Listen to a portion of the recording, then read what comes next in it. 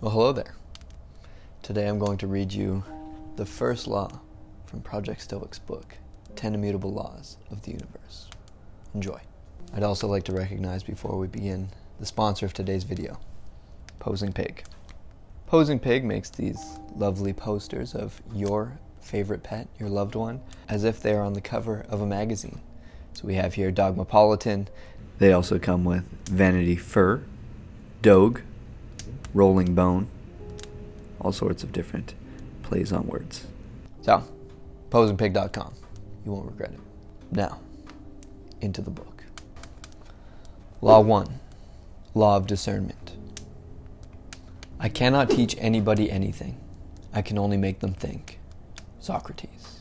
When he set foot in a kickboxing gym for the first time, Andrew Tate was simply told to go hit the bag. He did. Then he arrived the next day and was told the same thing. He did the same thing. He did it again the next day as well, and the next. After a few weeks, realizing he wasn't just some punk, the coach took Andrew under his wing and trained him to be a world champion kickboxer. Many years later, Andrew Tate has built a large following of young men who look to his words for guidance. He tells his followers that they think too much, that they should find a mentor who has what you want and do everything they tell you. Andrew trusted his coach completely because he was a mean, no-nonsense, ex-champion Bosnian kickboxer. But nowadays, a problem we have is that there are a lot of people who give off an air of authority but aren't who they say they are. Trusting the word of someone blindly is a very dangerous concept. It worked out for Tate, but there are an infinite number of ways this can go wrong. A change in trust. We live in a world that knows there is supreme value in authority. If you talk to a business coach, the first thing they'll tell you upon reviewing your website is that you need proof. You need testimonials saying you've helped people before. You need to be featured in magazines. You need to leverage the credibility of others. Every reputable website on earth has logos of clients they work with, places they were featured, who they've served. This isn't some crazy coincidence that every company has this. It helps build trust. Twitter employees were charging $15,000 just to give people a blue check mark beside their name. There's that much value in authority. Tobacco companies paid doctors to recommend their product as they know the word of a doctor carries weight. Or did, anyway. The pandemic really changed the trust that people had in these generally trusted institutions. But that's a topic for another day.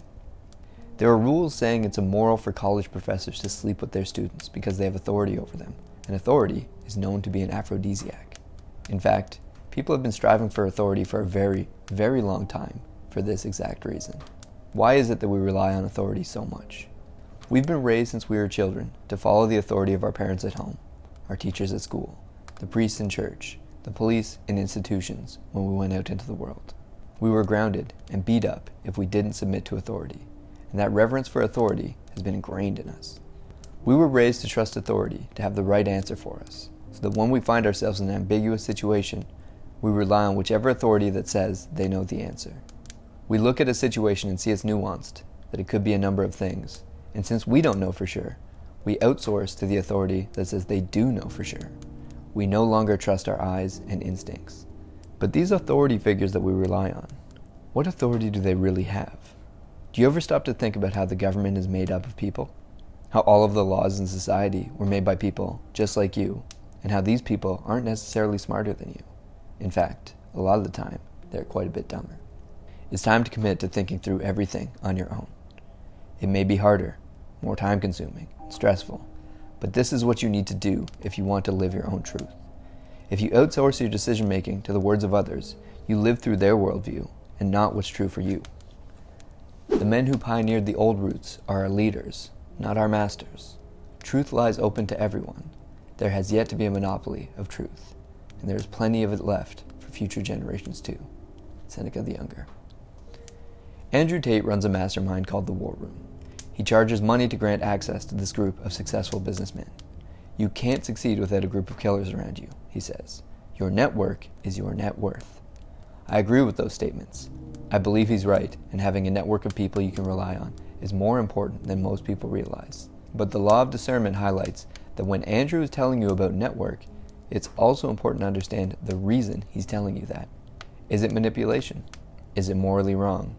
It could be considered manipulation in this example, but most everything can be. In this example, I don't think it's a problem, but there are many, many people who have ulterior motives for why they are telling you what they're telling you.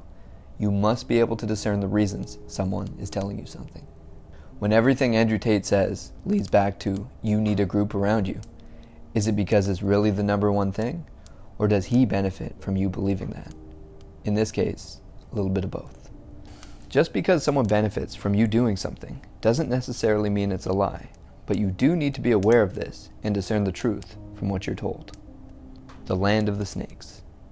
Sam Ovens is a successful businessman and came up as the go-to business guru in the late 2010s. His flagship course, Consulting Accelerator, was a 7-week course that showed people how to run a functioning business, starting from nothing. It was $2,000 to enroll. During COVID, Sam Ovens disappeared. He stopped posting on any social media for 2 years before resurfacing and letting the world know what he'd been up to. Apparently, he had moved into the forest and become a hippie.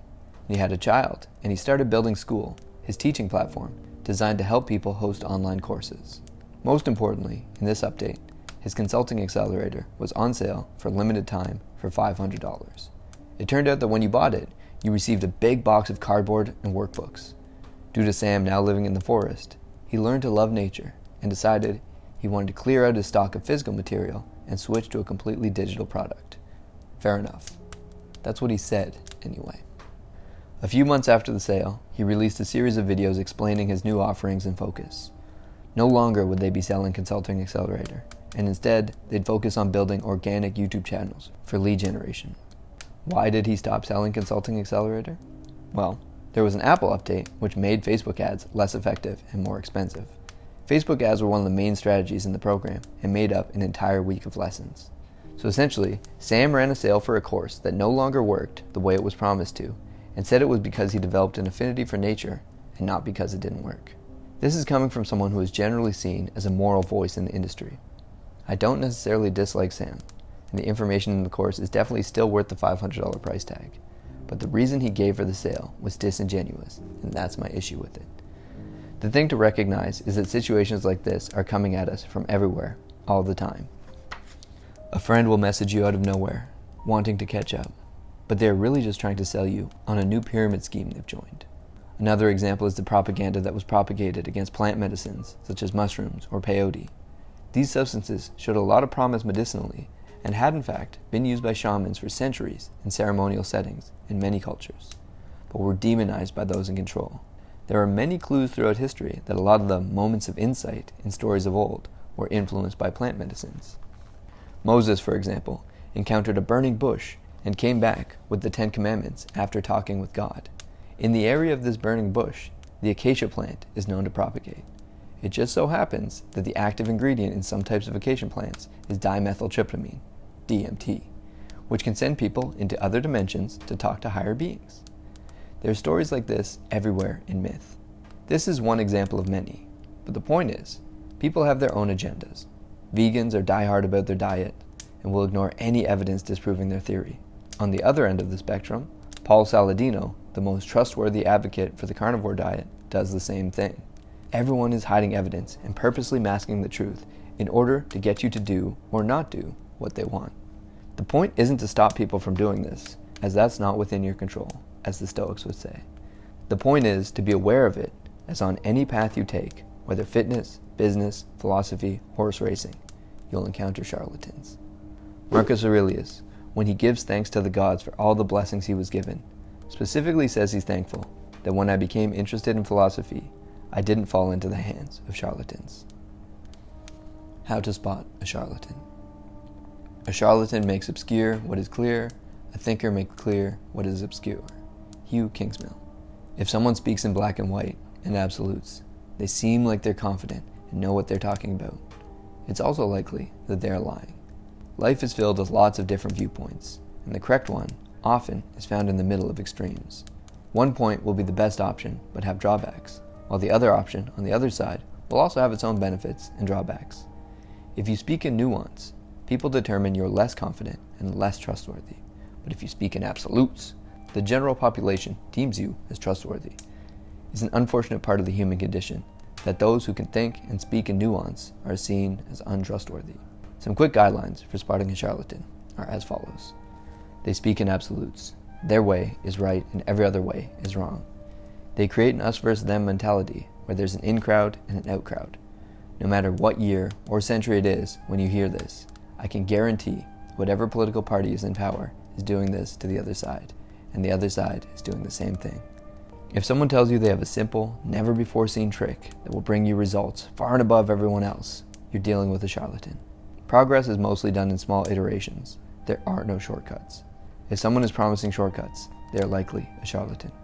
If someone tries to overcomplicate things to get you lost in it, it's a sure sign you're dealing with a charlatan. If they don't answer questions directly. Now here's the kicker. People are privy to this, and that's why in sales pages and sales calls, marketers say, this isn't some get-rich-quick scheme. This isn't a lose 20 pounds of fat without effort plan. They tell you, no, this is for those who are dedicated and willing to put in the work. It's a natural part of the sales process. Just like authority tells the prospect that you're qualified to give this advice, and scarcity says this offer is only for a limited time, marketing has a section that is designed to turn off your "this is a charlatan" switch. This is why it's important to think things through on your own. Charlatanism is on a scale. The thing you need to discern is the downside by following this course. With the Sam Ovens course we mentioned earlier, I'm certain if you put in the work, you'll get more than $500 of value, even without the Facebook ads portion. My issue with it was the dishonest reason for the sale. I believe it would have been better to be authentic for why he was doing the sale, and he still would have sold packages, albeit not as many.